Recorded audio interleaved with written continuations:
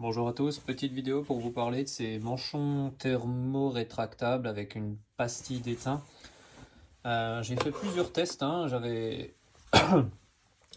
utilisé ça pour réparer un faisceau de porte sur une voiture. Je m'étais dit que c'était franchement pas mal. Alors j'avais doublé avec de la gaine thermo toute simple, hein, par-dessus pour recouvrir.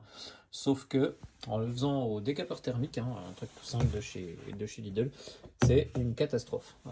Même réglé, donc j'ai essayé toutes les températures, 200, 300, 400 degrés. J'ai fait suer les fils à côté, même en mettant une protection thermique. C'était une catastrophe.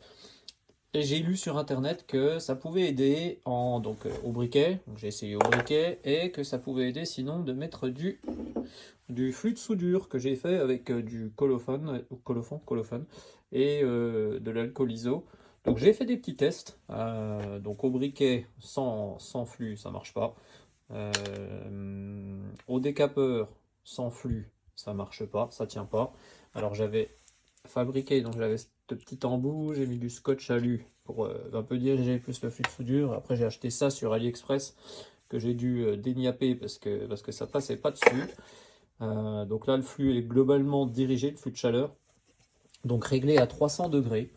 Je vais vous montrer en fait ce que ça fait. Alors, je peux pas tirer dessus, mais je vous garantis que je l'ai fait avant. En fait, ça fond un tout petit peu la petite pastille d'étain en mettant bien du décapant.